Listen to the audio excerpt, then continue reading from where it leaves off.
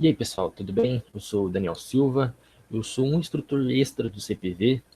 Para quem não me conheceu na aula de História Geral, que eu dei dessa revisão no lugar do Juninho, hoje eu vou dar uma aula de revisão de História do Brasil, que é a última aula que a gente irá trabalhar nesse período. E eu irei falar sobre os movimentos autoritários que houveram no Brasil e também outros movimentos sociais que houveram. E isso irá discorrer bastante sobre o nosso período da República Brasileira. E também irei citar alguns trechos sobre colônia que retratam sobre a escravidão, ok?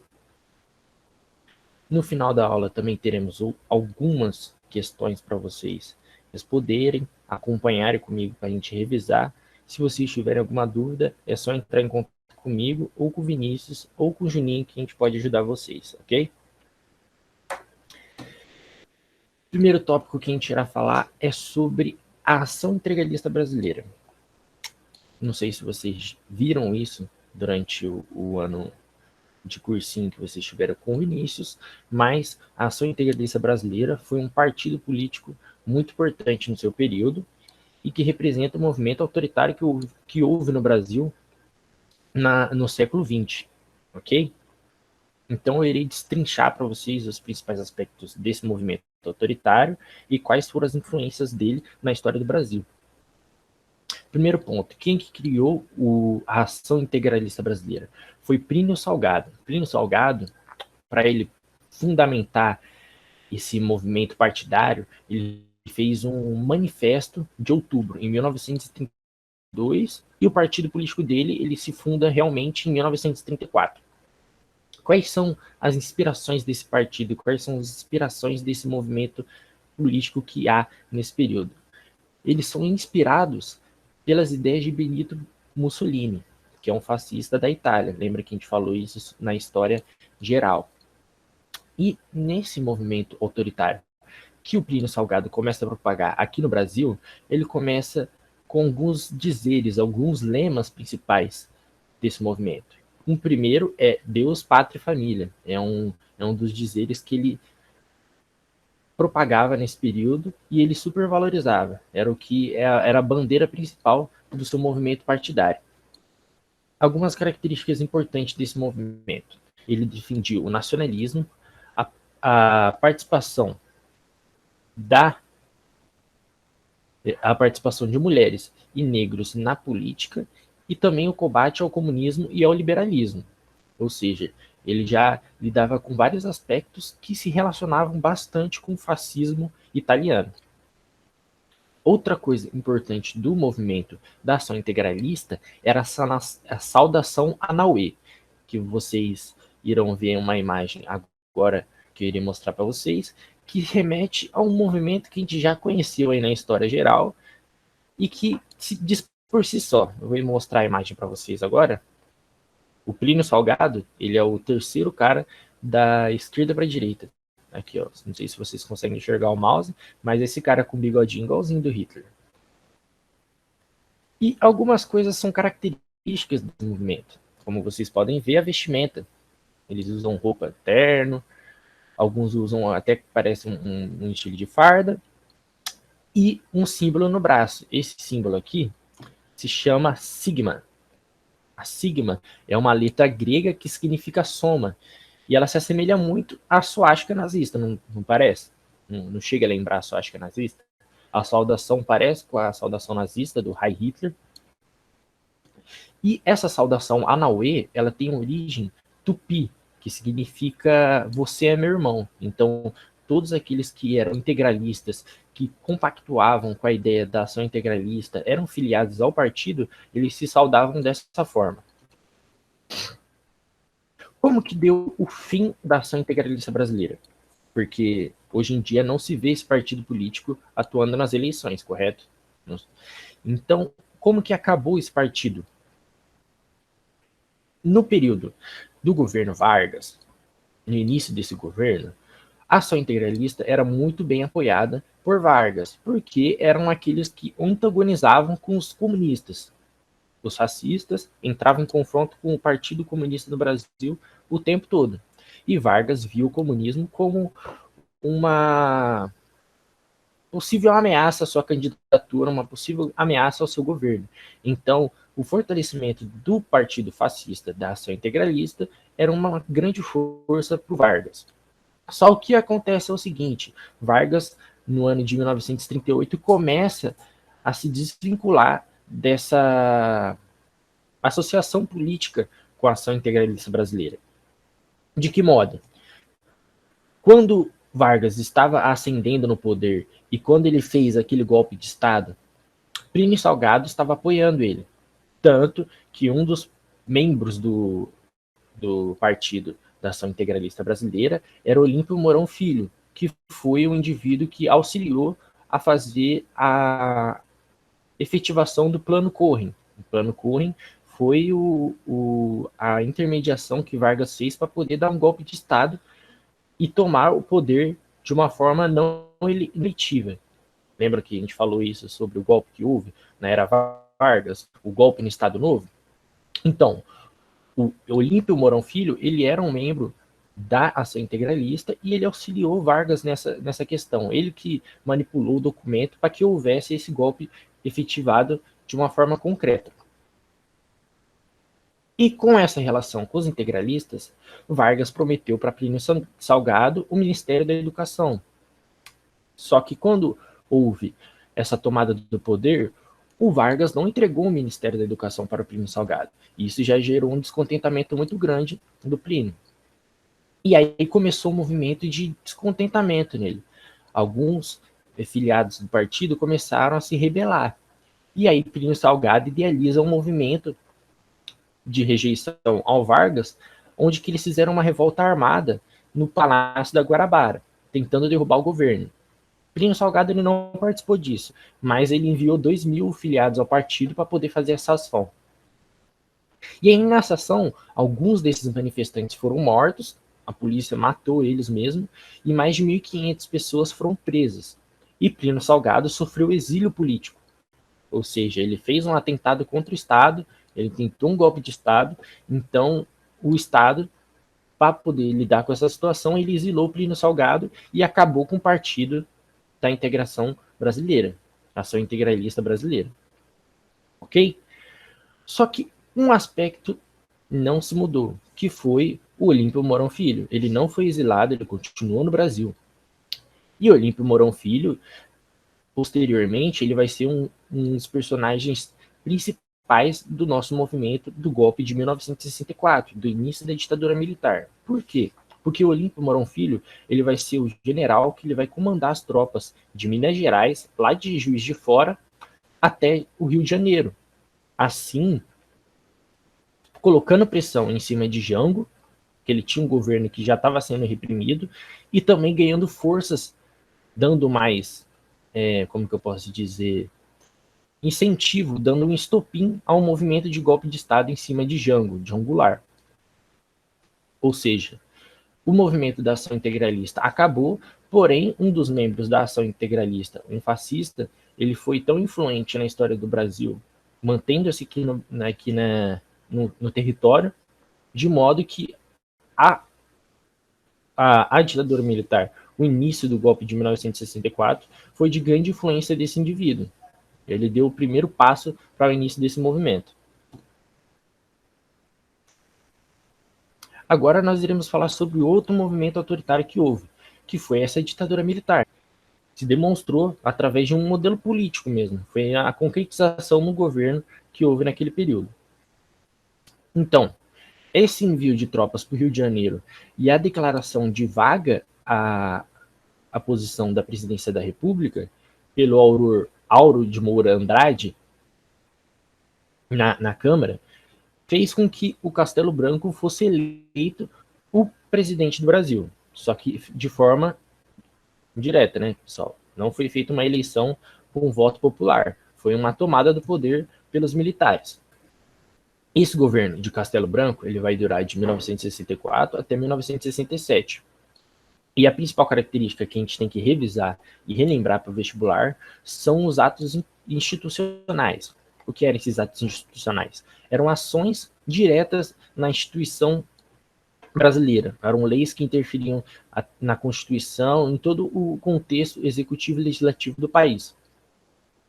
E os principais atos institucionais são 5, mas quando Castelo Branco começou a fazer esses atos institucionais, a partir do primeiro, eles gostaram tanto que eles fizeram mais de 16 atos institucionais. Então, foi um mecanismo de governo que os militares utilizaram que foi muito efetivo e muito característico desse período da história do Brasil. Primeiro ato institucional, o AI-1. Esse primeiro AI-1, ele foi idealizado para caçar os mandatos e também suspender os direitos políticos daqueles que eram considerados uma ameaça ao país. Lembra daquela ameaça comunista que os militares começaram a propagar?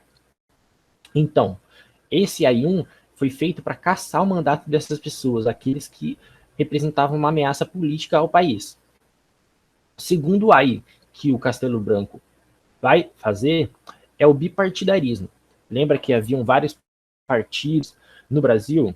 Aquela ideia do café com leite e tal, que havia na época de Vargas.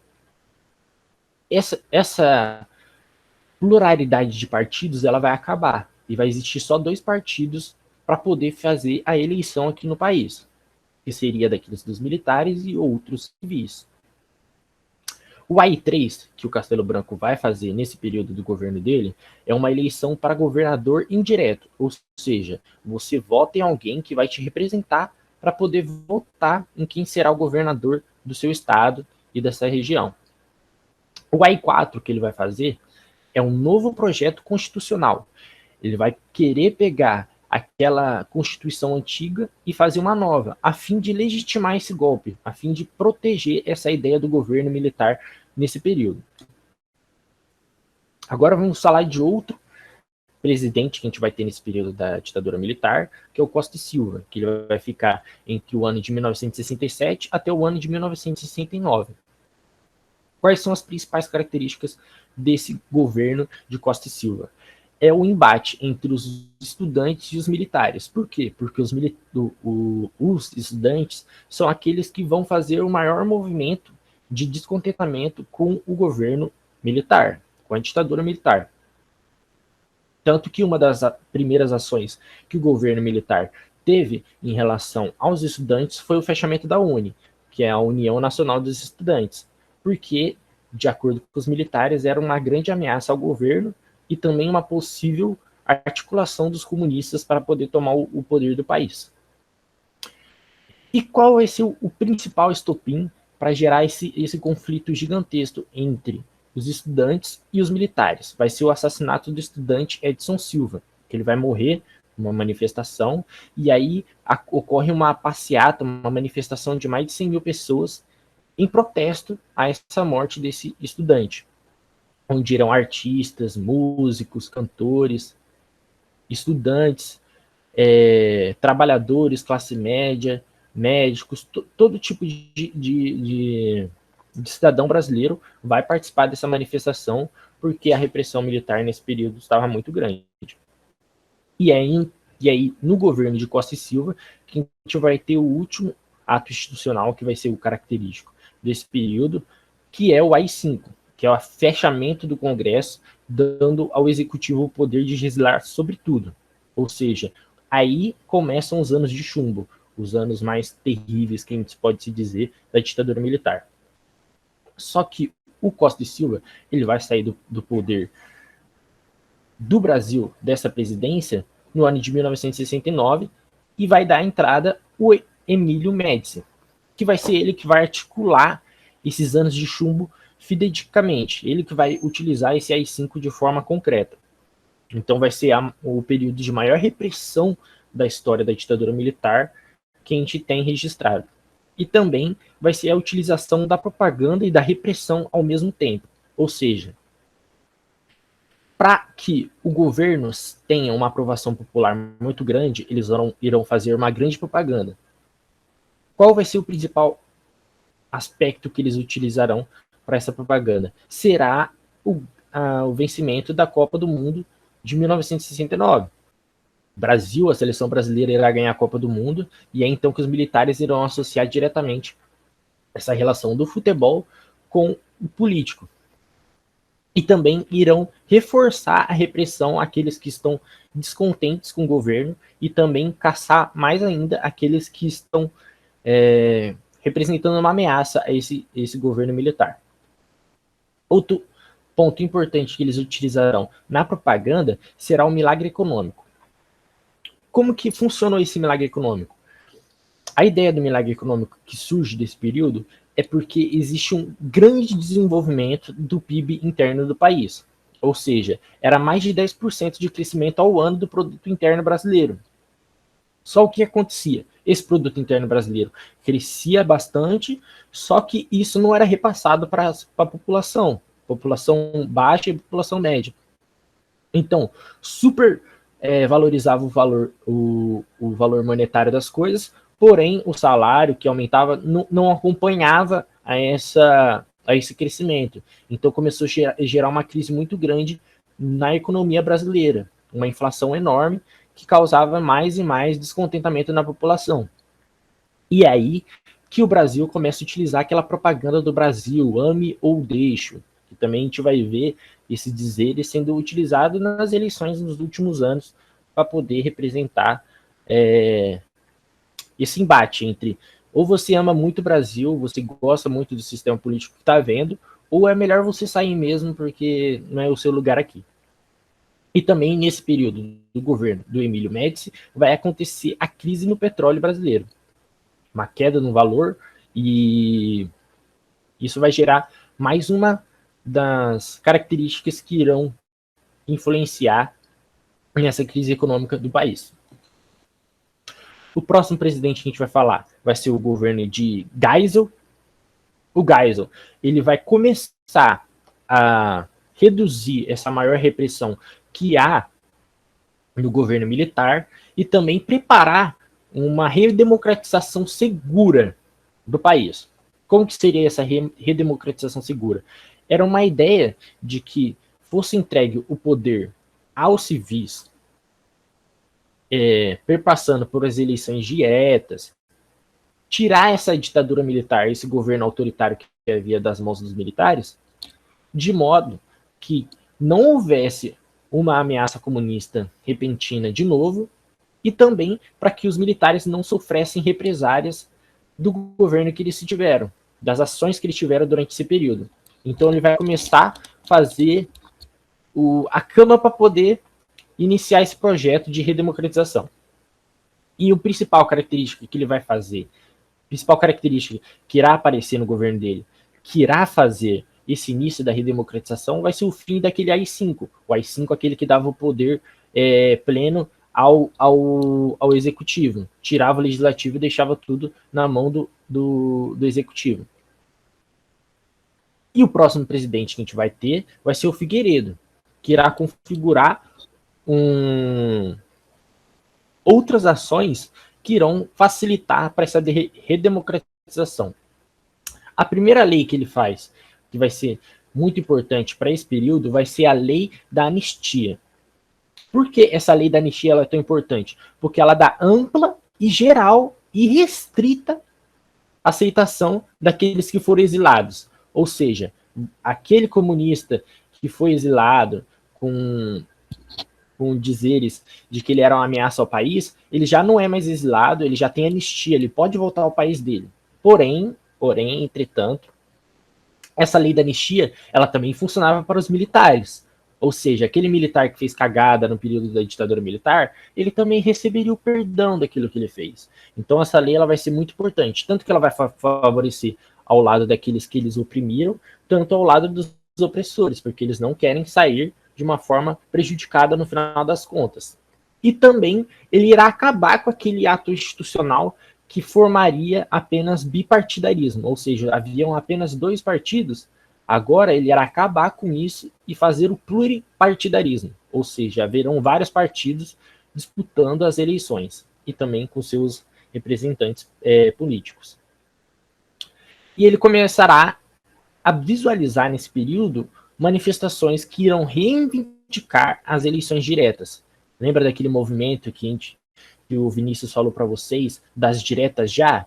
Foi uma manifestação que houve nas principais capitais do país, que irá movimentar essa petição popular, esse apelo de que houvesse uma eleição direta e que não houvesse mais esse governo indireto, onde que será passado o poderio do país de forma indireta pela população. E aí, após isso, o Figueiredo, que será o último presidente militar do país, ele entrega a posse da presidência ao Tancredo Neves, indiretamente, em 1985. Porém, Tancredo Neves, ele morre, é um civil, ele morre antes de tomar o poder. Então, quem que vai tomar o poder vai ser o José Sarney, que é o seu vice. Então, ele será o primeiro presidente civil vivo tomando posse do país desde o início da ditadura militar. Então, esse será o processo de redemocratização, o início da tomada dos civis ao governo do país. Entretanto, não será uma eleição direta, a população não decide quem será o presidente. Então, vai demorar mais 4 anos para poder ter outro presidente eleito pela população. Agora, eu irei falar sobre os movimentos sociais, para poder dar uma contrabalança nesse aspecto. Acabamos de falar sobre os movimentos autoritários, agora vamos falar sobre movimentos sociais que irão reivindicar direitos e também combater desigualdades sociais.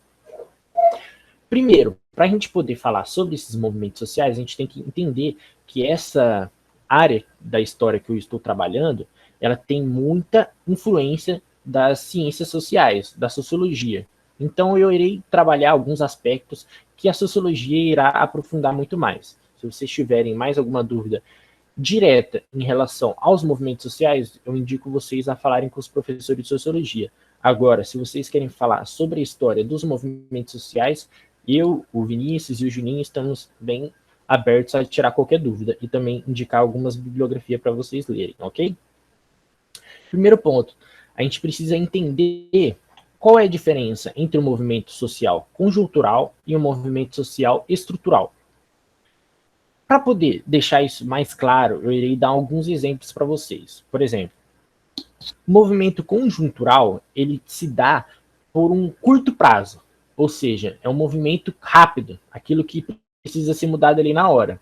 Um exemplo disso é um golpe de Estado. Lembra? No governo Vargas, ele queria mudar aquela situação política que havia, então ele vai utilizar do plano Corren para poder fazer o golpe no Estado Novo. Então aquilo é um movimento rápido, em curto prazo. Foram poucos anos para poder fazer essa mudança. E também as revoluções. Muitas dessas revoluções que a gente trabalha na história, como por exemplo a Revolução Russa, a Revolução Francesa, ela advém de problemas causados por um longo período, como por exemplo a fome que havia na França e também na Rússia. Esses problemas sociais irão fomentar um descontentamento social, correto? Porém, essa mudança repentina, abrupta, que acontece nesses modelos políticos, que a gente chama de revolução em curto prazo, a gente entende como movimentos sociais conjunturais. Eles irão mudar a conjuntura política daquele período. Agora, o outro aspecto dos movimentos sociais que a gente tem que enfatizar agora, que eu irei dar mais ênfase nessa revisão, serão os movimentos estruturais. Esses movimentos estruturais, eles se dão por um longo prazo. Um exemplo disso são os movimentos negros, como, por exemplo, o fim da escravidão, o direito do voto negro e também o direito do voto da mulher, as cotas raciais. Então, esses movimentos estruturais, eles estão denunciando problemas estruturais da política nacional ou de qualquer outra região. Como, por exemplo, até hoje no movimento negro se diz que o racismo ele não é algo só individual, ele é um racismo estrutural, é algo que está na estrutura do país e é assim que se deve combater. Então é um projeto de combate, um movimento social de combate a essa questão que eles propõem na sua bandeira de uma forma de longo prazo, para que essa mudança que ocorra na história do país seja para um longo tempo, não seja algo apenas conjuntural e um curto prazo. Agora eu irei falar sobre um movimento social muito importante da história do nosso país, que irá conectar vários aspectos da nossa história. que é o Movimento dos Trabalhadores Rurais Sem Terra, o MTST. Não é MST, pessoal, é MTST, o Movimento dos Trabalhadores Rurais Sem Terra. Esse movimento, ele será consolidado realmente a partir do século XX, no final do século XX. Porém, entretanto, nós podemos ver características de movimentações sociais em prol do direito de terra na história do Brasil, desde os negros, aqueles que não tinham direito à terra, quando eles tiveram a Lei Áurea, que deu o direito deles à liberdade, o fim da escravidão, não possibilitou a ter um direito à terra. Então, aquele escravo que ele não tinha nada, ele continuou sem nada. Então, começou o movimento desses negros também a ter uma busca a essa terra. Também a gente consegue ver esse movimento de busca do direito à terra nos indígenas, que eles buscam ter o direito da sua própria terra, as suas reservas ambientais para poder manter a cultura da aldeia, da tribo indígena. A dedicação da concentração dos negros para conservar a cultura africana. Não vai ter, desde o nosso período colonial, quilombos que são locais onde que os negros irão fugir das senzalas para poder se concentrar e combater a essa repressão que o branco fazia em relação ao negro, entre outras características importantes que a gente pode citar na história da humanidade e principalmente na história do Brasil, que a gente está revisando agora, ok? Em 1981, ocorre um episódio muito importante chamado Encruzilhada Natalina. Essa Encruzilhada Natalina, ela inicia em 1979, com a ocupação das granjas da Macalé e Brilhante, no Rio Grande do Sul, onde que centenas de trabalhadores eles estão lá sem terra, sem direito algum, então eles tomam posse dessas granjas para poder ter algum local, para poder sobreviver, para poder ter um local de se concentrar, moradia. E aí, em 1981, nos acampamentos ao redor, ocorrerão outras ocupações. E aí, essa região será será reconhecida como a Encruzilhada Natalina.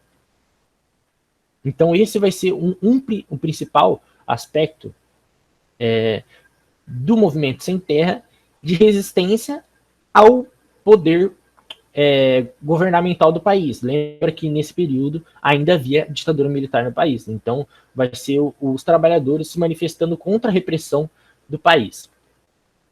As principais ideias do MTST serão a luta por terra, a luta pela reforma agrária, que vai ser um dos dizeres que o Jango irá defender quando ele está no governo presidencial, e vai ser um dos motivos para os quais os militares irão identificar ele como um comunista, uma possível ameaça, e também a luta por mudanças sociais no país. Agora, vamos falar sobre outro movimento social importante, que é o movimento negro, que ele irá se perpassar desde o início da história do país, da colonização, onde começaram a trazer os negros para serem escravos aqui no nosso continente. Esse movimento dos negros irá ter algumas bandeiras, como que eu posso dizer, algumas representações muito fortes na nossa história, como, por exemplo, o Quilombo dos Palmares, que vai ser o maior símbolo de resistência negra que a gente tem na história do país, de forma concreta. Esse Quilombo dos Palmares, ele é a concentração de vários negros fugidos de senzala para poder se concentrar, ter uma sobrevivência, se conseguir proteger, e também foi uma forma deles se manter longe da ameaça do branco que iria procurar eles e escravizá-los. E um dos símbolos principais desse Quilombo dos Palmares é o Zumbi dos Palmares, que vai ser o líder desse quilombo, que se localizava na Serra da Barriga, em Alagoas. Haviam milhares de negros ali que resistiam à escravidão, se mantinham ali uma forma de governo único deles, eles lidavam entre si ali, mesmo sendo negros, eles não eram a mesma nacionalidade, eles não tinham a mesma origem, então haviam conflitos entre eles. Só que o Quilombo dos Palmares, ele foi a concentração dessa diversidade de vários negros de várias regiões do continente africano.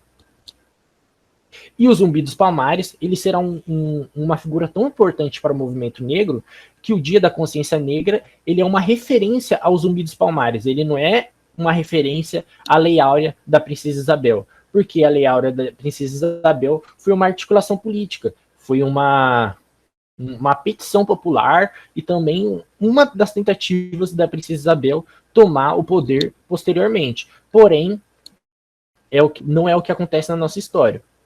Então, para que nesse movimento social a gente não coloque nas costas de uma pessoa branca que realmente não queria o melhor, o bem dos negros, eles colocaram o Dia da Consciência Negra relacionado aos Zumbi dos Palmares, que é o maior símbolo de resistência negra da história do nosso país. E outra característica importante que a gente tem no movimento negro é a criação da imprensa negra. Em São Paulo, em 1933, começa a se criar uma imprensa jornalística que irá publicar poemas, músicas, artigos de exposição do racismo, da desigualdade social, onde que apenas negros irão redigir nesses jornais. Isso começará na capital de São Paulo e irá se expandir pelo estado todo até chegar no país inteiro. E o movimento negro, ele irá se perpassar pela história inteira do nosso país de lutas por direitos de liberdade, direito ao voto, direito à moradia, e também irá criticar a ideia do mito da democracia racial, que é uma das ideias perpassadas no governo do país por muito tempo, acreditando que havia uma igualdade de raça aqui no país, onde não existiria a diferença entre o branco, o negro e o indígena. Porém, nós, no século XXI, e também naquele período, muitas pessoas já entendiam que aquilo era apenas um mito, era uma mentira, uma falácia para poder vender uma realidade que não existia aqui no país.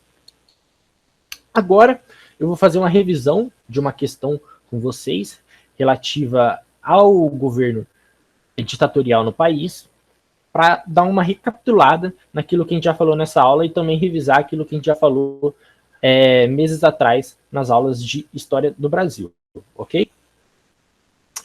Essa é uma questão do vestibular da UEL de 2019. Ela vai nos dar um texto, um enunciado e algumas alternativas para ver qual que são as mais corretas. Então, eu vou ler com vocês para a gente revisar essa questão. O primeiro texto, ele é do Ferreira Goulart, 2 e 2, do ano de 1966. Ele começa assim: como 2 e 2 são 4, sei que a vida vale a pena, embora o pão seja caro e a liberdade pequena. O segundo texto de Caetano Veloso, de 1931, ele irá falar: meu amor, tudo em volta está deserto, tudo certo, como 2 e 2 são 5. Os textos fazem críticas explícitas e implícitas à ditadura civil-militar que governou o Brasil entre 1964 e 1984. Com base nos textos e nos conhecimentos históricos sobre o período, considere as afirmativas a seguir. Primeira afirmativa: a ditadura civil-militar estabeleceu a censura de cunho político e moral comportamental às manifestações artísticas atingindo os veículos de cultura. Essa primeira alternativa está correta. Como que a gente pode ver naqueles textos do Caetano Veloso e do outro autor, eles irão fazer analogias relativas à liberdade para que não houvesse uma censura por parte do governo militar. Segunda alternativa: a Tropicália fazia crítica aos costumes, assim como disseminava os ideais libertários pregados pelos movimentos de contracultura. Essa alternativa está correta. A Tropicália era um grupo de artistas que faziam música, representações artísticas, que manifestavam esse movimento essa ideia libertária, de movimento de contracultura, nesse período da ditadura militar.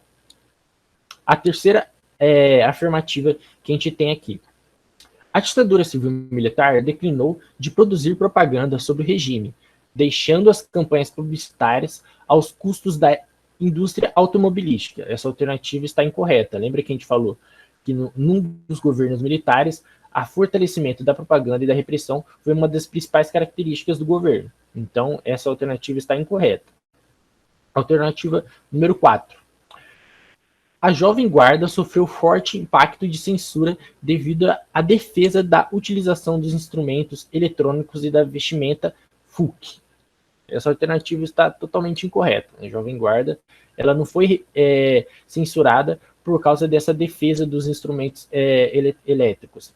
O que havia na ditadura militar é uma censura por base de quem estaria criticando ao governo militar, não ao seu tipo de instrumento ou à sua vestimenta. Então, a afirmativa correta é a A, que seriam as afirmativas 1 e 2, ok? Como que a gente já falou mais de 40 minutos, eu não terei tempo para poder fazer outras alternativas para vocês. Outras questões para poder revisar essa nossa aula. Então, se vocês houverem com alguma dúvida, alguma questão que queiram fazer para mim, é só vocês entrar em contato comigo pelo grupo do Facebook ou também falar com o Vinícius ou com o Juninho, que eles podem repassar o meu contato para vocês, ok? Até mais, pessoal.